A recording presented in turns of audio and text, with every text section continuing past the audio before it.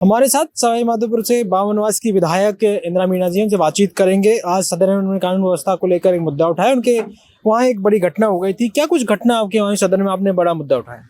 देखिए, अभी वर्तमान में मेरे ज़िले के अंदर हाईवे जाम हो रखा है और मेरे क्षेत्र के जो लोग हैं, गांव के जो लोग हैं, वो उस महिला के शव को रखकर न्याय की मांग कर रहे हैं। लेकिन मुझे नहीं लगता कि न्याय मिल पाएगा इस सरकार के अंदर।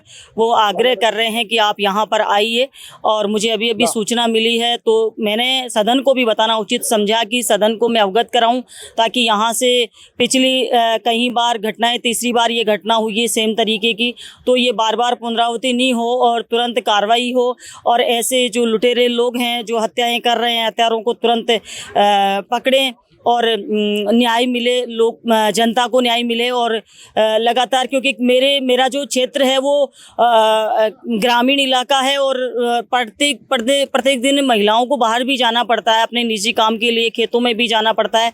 तो उसके लिए पिछली बार भी हमने 10 एक महीने पहले घटना हुई थी, जब भी मांग उठाई थी हमने कि ऐसी ये तो बहुत ही डरावना विषय हो गया कि बाहर महिलाएं निकलना बहुत ही मुश्किल हो जाएगा अगर इस तरीके की घटनाएं लगातार होती रही तो। लेकिन वो कार्रवाई नहीं होने का कारण ही आज तीसरी घटना मेरे क्षेत्र के अंदर हुई है। वो जो महिला है उसकी उम्र क्या है और क्या किस वो कमला नाम की महिला है और उसकी उम्र 50 साल है। इस तरह से सरकार तो कह रही है कि कानून व्यवस्था को लेकर जो आंकड़े वो घटे हैं और लगातार इस तरह की बातें कर रही है। 2 साल को लेकर वो कह रही है कि भाई सदन में वो पटल पर रख रहे हैं कि किस तरह से कानून व्यवस्था को सुदृढ़ इस सरकार ने किया है। देखिए, कई सारे मुद्दे ऐसे हैं जहां पर लोगों की सुनवाई नहीं होती है और मुकदमे तक दर्ज नहीं होते हैं। कई बार बोलने पर भी थानों के अंदर मुकदमे दर्ज नहीं किए जाते हैं। और सरकार ने आंकड़े तो इस तरीके से घटा रखे हैं कि जब परिवादी थाने में आएगा और मुकदमा ही दर्ज नहीं करोगे तो फिर आंकड़े तो वैसे घट ही जाएंगे। तो ये वाली चीज़ है। बाकी अपराध इतना बढ़ चुका है कि बहुत ही चरम सीमा पर है। और ये आप लोगों को सबको ये आज की जो घटना मैं बता रही हूँ उसको देखते हुए आपको समझ ही आ गया होगा कि तीसरी घटना 1 साल के अंदर होना बड़ी बात है।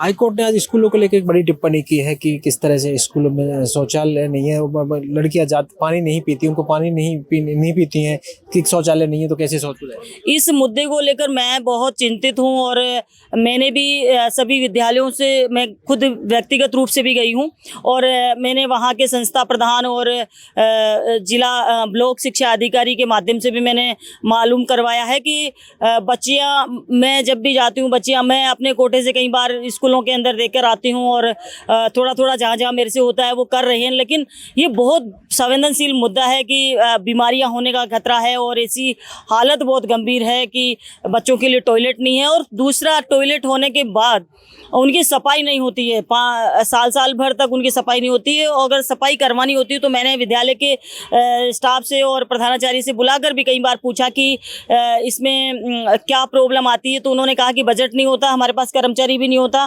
तो नगर पालिका क्षेत्र या ऐसे क्षेत्र हो जहाँ पर हम भी कोशिश करते हैं सरपंचों के माध्यम से करवाने की, लेकिन फिर भी सभी जगह हम नहीं करा पा रहे हैं। और ये स्थायी व्यवस्था होनी चाहिए। और ये बहुत ही बड़ा मुद्दा है जिसमें कि बच्चियों को बहुत विशेषकर इसकी परेशानी बहुत ज़्यादा हो रही है। 1000 से ज़्यादा स्कूल हैं, कई स्कूलों में टीचर्स नहीं है। इस तरह की व्यवस्थाएं सरकार को लेकर किस तरह कहेंगे? 2 साल की इवन सभी विद्यालय ऐसे हैं जिनमें टॉयलेट के 1% विद्यालय में मानती हूँ कि 1% विद्यालय ऐसे होंगे जिन पर कोई किसी के फंड से अगर मान लीजिए टॉयलेट बनवा दिया हो तो वो बन गया हो, लेकिन उसकी सफाई तो उसकी भी नहीं हो रही होगी। और इसके अलावा स्तर इतना गिर चुका है कि मैं अभी क्षेत्र का दौरा करके आई हूँ तो कहीं पर 200 बालक हैं और 2 टीचर हैं। कहीं पर एक विद्यालय ऐसा मिला मुझे जो बिल्कुल खंडर है और उसके अंदर 6 बालक हैं और मतलब 9 बालक है और 6 टीचर हैं। और उसी के बगल में दूसरा विद्यालय है जिसके अंदर टीचर नहीं है। तो बहुत ही विडम्बना है कि मतलब वो कैसे, वो लोग 6 टीचर 9 बच्चों को लेकर बैठे हुए हैं। इस तरह की व्यवस्थाएं चल रही है। क्या सरकार को ये चीज़ों का पता नहीं है कि कैसे वो लोग, कहाँ टीचरों की कमी है, अध्यापकों की कमी है, वहाँ उनकी पूर्ति नहीं हो रही। एक जहाँ पर बालक नहीं है वहाँ पर इतने सारे टीचर ये लोग बिठा रखे हैं। आज आपके प्रदेश अध्यक्ष गोविंद सिंह डोटासरा ने भी सदन में बात कही और कहा कि एसओजी जो खुलासे किए उसके बाद पेपर लीक के बड़े मामले में सीबीआई जांच की वो मांग कर रहे थे, तो कैसे देखते हैं? देखिए, सीबीआई जांच की मांग तो पेपर लीक की भी होनी चाहिए। उसके अलावा जो ट्रांसफर पोस्टिंग शिक्षकों के हो रहे हैं उनकी भी सीबीआई जांच होनी चाहिए, क्योंकि ट्रांसफर पोस्टिंग में भी ये लोग बहुत बड़ा घपला जो कर रहे हैं और सीमाएं पार कर चुके हैं। जैसा कि पिछली गवर्नमेंट में जितने भी टीचर आए उनको भी फ़ोन कर उनसे भी उगाही करने का काम इन लोगों ने अपना रखा है। 2 साल के कार्यकाल को किस तरह से देखते हैं आप? सवाई माधोपुर में आपके विधायक मंत्री भी हैं, किस तरह से देखते हैं? सबसे बड़ा उदाहरण मैं 2 साल का ये देना चाहूँगी कि मेरे ज़िले के अंदर 4 हम लोग विधायक हैं। एक हमारे मंत्री हैं जो कि किरोड़ी लाल जी हैं, उनको छोड़कर तीनों विधानसभाओं में अभी जो अतिवृष्टि हुई, बहुत ज़्यादा पानी पड़ा और किसी के फसल नहीं बची। पूरे के पूरे ज़िले के अंदर खराबा हो चुका था फसलों का, लेकिन सरकार मंत्री जी से तो हो सकता है क्योंकि वो कृषि मंत्री भी हैं, तो उनकी विधानसभा के अंदर तो मुआवजा आ चुका, लेकिन 3 विधानसभाएं जिसमें एक भाजपा की विधानसभा भी है, खंडार की, जितेंद्र गोठवाल जी की भी, उस विधानसभा में भी 0 रुपया आया और हमारी जो गंगापुर और बामनवास उसके अंदर भी 0 आया। तो इसको हम देखकर पता लगा सकते हैं कि सरकार किस तरीके का काम कर रही है। यहाँ पर भी भेदभाव है और ये भेदभाव किस तरीके का है कि हम लोग आपस में भाजपा के भी वहाँ वोट आए हैं, कांग्रेस का कैंडिडेट जरूर थोड़े बहुत मार्जिन से जीत सकता है, पर बाकी ऐसा तो है नहीं कि भाजपा के वहाँ उस एरिया ने वोट नहीं दिए भाजपा को। लेकिन उन लोगों के साथ कैसी दुश्मनी है कि उनका मुआवजा नहीं दिया गया। और तीसरी जो मेरी विधानसभा जो इनकी खुद की भाजपा के एमएलए है, वो एससी की विधानसभा, हो सकता है इन लोगों ने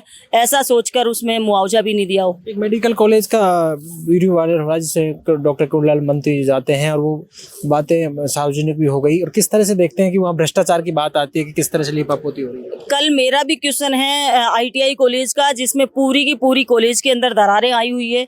मैंने जांच की मांग की है और जांच की मांग, मुझे नहीं लगता कि ये बीजेपी कांग्रेस करके उस जांच को रफा दफा कर सकते हैं। बाकी मैं तो सरकार से यही मांग करूंगी कि जिस तरीके से कल का जो वाकया हुआ वो जायज़ है और उसके अंदर मंत्री जी को खुद को वहाँ पर जाना पड़ा और जो भी घटना हुई वो हमने देखी नहीं, लेकिन जो चर्चाएं चल रही है वो कितनी सोचनीय विचारणीय है कि एक कैबिनेट मिनिस्टर को जाना पड़े और उसकी जांच करनी पड़े। अधिकारी फिर भी इतने लापरवाह है और अधिकारी फिर उल्टा केस दर्ज कराने की बात कह रहे हैं। तो लाखों बच्चे पढ़ेंगे तो किस तरह से? बहुत बड़ी बात है कि अभी इतनी बड़ी घटना हो चुकी है, उसके बाद बहुत सारे विद्यालय इन्होंने खत्म कर दिए, लेकिन हम जैसे ही हम गए तो कहीं इन्होंने आनन फानन में वो विद्यालय तोड़े, जो डैमेज कम थे उनको ज़्यादा तोड़ दिया और जो ज़्यादा डैमेज है वो आज भी वहाँ पर मौजूद है। लेकिन क्योंकि सर्वे जिस तरीके से सर्वे करना चाहिए तो वो तरीका अपनाया नहीं इन लोगों ने, और आनन फानन में जो आया उसको, बामनवास ऐसा ब्लॉक है, बड़ा ब्लॉक है मेरा, उसके अंदर बहुत कम तोड़ा ही नहीं। उसके अंदर तो क्या उसके अंदर जर्जर विद्यालय नहीं है? भोली के अंदर काफ़ी सारे तोड़ दिए। तो दोहरी नीति ये लोग अपना रहे हैं और जो हो गया वो ठीक है, जैसा चल रहा है वैसा ठीक है, ऐसा ये लोग सोचते हैं। आपके एक विधायक जो दौसा से विधायक डीसी वेरवा, उसके साथ एक अधिकारी की नोक-झोंक और की वीडियो सामने आई है, किस तरह से देखते हैं कि अधिकारियों की इस तरह से सब जगह, कि आपके साथ भी इस तरह से बर्ताव? देखिए, जिस तरीके से विधायक दौसा की विधायक का आ रहा है तो सरकार, ये अधिकारी लोग ये समझते हैं कि सरकार भाजपा की है, कांग्रेस के विधायकों को हम नहीं सुने और ये कह के पल्ला झाड़ लेंगे कि ये कांग्रेस के विधायक हैं और इनकी सरकार में सुनवाई नहीं होगी। लेकिन इसका खामियाजा इन लोगों को भी भुगतना पड़ेगा। ये भी किसी दिन विपक्ष में बैठेंगे और इनको भी इसी तरीके से अधिकारियों का शिकार होना पड़ेगा। देखिए, ये थी हमारे साथ बामनवास से विधायक इंदिरा मीणा जी, उनसे खास बातचीत हुई और उन्होंने तमाम मुद्दों पर खुलकर बातचीत की। कानून व्यवस्था के मुद्दे को लेकर उन्होंने कहा कि उनके क्षेत्र में लगातार इस तरह की घटनाएं हो रही। आज सदन में एक मुद्दा उठाया कि किसी बुजुर्ग महिला की हत्या कर दी गई है लूट के मामले में, ऐसे में ये मुद्दा उन्होंने उठाया। वहीं उन्होंने सरकार के 2 साल के कार्यकाल को लेकर तमाम तरह की बातें की कि सरकार के 2 साल के कार्यकाल में कुछ हुआ नहीं है। वहीं आज डॉक्टर किरोड़ीलाल मीणा का एक वीडियो वायरल हो रहा था जिसमें मेडिकल कॉलेज में वो जाते हैं जहाँ भ्रष्टाचार को लेकर वो कहते हैं कि किस तरह का काम आपने किए, लीपापोती कर रहे हो। इस बात को लेकर इंदिरा मीना ने कहा कि डॉक्टर कुणाल मीना ने जो खुद को मंत्री को जाना पड़ा, उनकी बात सही है। ऐसे कई मामले, वो भी ऐसे एक मुद्दा आईटी कॉलेज को लेकर उठाएंगी कल सदन में। ऐसे में तमाम मुद्दों को लेकर बातचीत की और स्कूलों को लेकर खुलकर बातचीत की। उन्होंने कहा कि सरकार लगातार इस तरह के काम कर रही है, लेकिन लड़कियों को लेकर जो हाईकोर्ट ने टिप्पणी की है वो बड़ी टिप्पणी है। ऐसे में कहीं ना कहीं सरकार को सोचना होगा और सरकार किस तरह से काम कर रही है वो आप सब लोगों की नज़र में है। पॉलिटिकल पंचायत के लिए कैमरामैन राकेश के साथ दशरथ सिंह।